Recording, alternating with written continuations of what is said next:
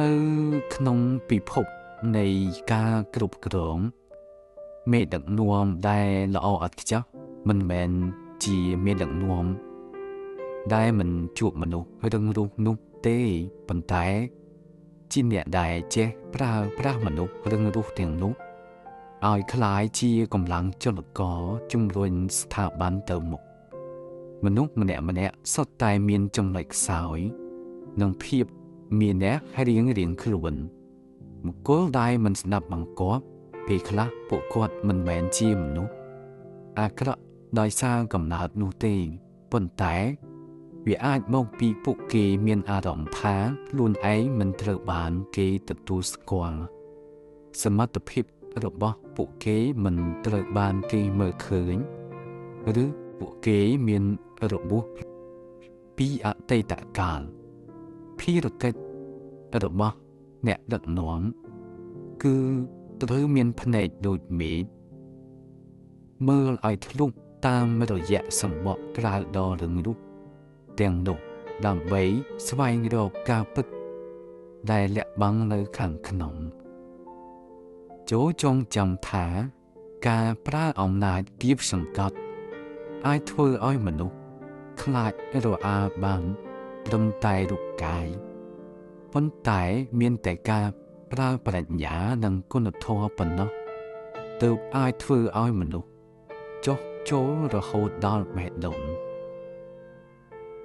ការធ្វើជាមេគេត្រូវមានចិត្តធំទូលាយដូចមហាសមុទ្រដែលអាចផ្ទុកបានទាំងទឹកល្អនិងទឹកអាក្រក់ពេលខ្លះបុគ្គលិកដែលពូកែប្រឆាំងគឺជាមនុស្សដែលមានគំនិតច្នៃប្រឌិតនិងមានសក្តានុពលខ្លាំងជាងគេគ្រាន់តែ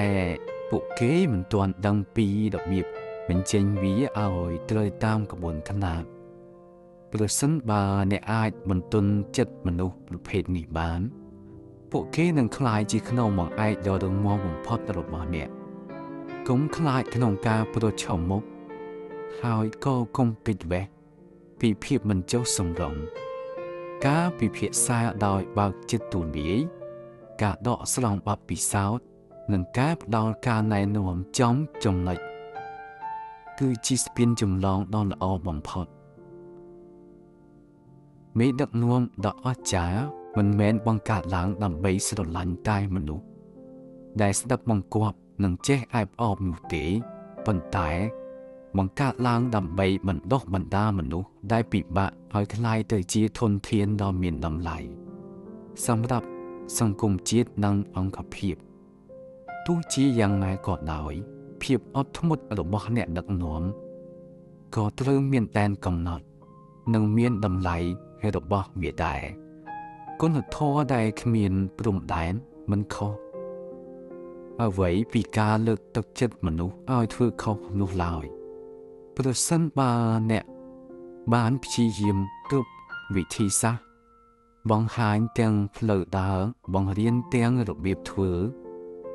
ប៉ុន្តែបុគ្គលម្នាក់នោះនៅតែជ្រើសរើសដើរលើផ្លូវនៃការបំផ្លិចបំផ្លាញស្មារតីក្រុមនិងបង្កើតភាពស្អុយរលួយក្នុងវប្បធម៌ការងារនោះការដោះលែងពួកគេឲ្យចាកចេញគឺជាជម្រើសដ៏ល្អបំផុតសម្រាប់ភាគីទាំងសងខាងវាមិនមែនជាការចុះចាញ់ទេប៉ុន្តែវាជាការពារផលប្រយោជន៍រួមនិងការគោរពវិន័យដែលបានកំណត់មេដឹកនាំដែលមុតស្រួចត្រូវហ៊ានកាត់ចិត្តហ៊ានលះបង់និងហ៊ានឈឺចាប់ដើម្បីរក្សាលំនឹងនៃសំពៅមួយនេះឲ្យទៅដល់ត្រើយជោគជ័យចូលមានមោទនភាពចំពោះគ្រប់ការលំបាកដែលអ្នកបានឆ្លងកាត់ព្រោះមនុស្សពិបាក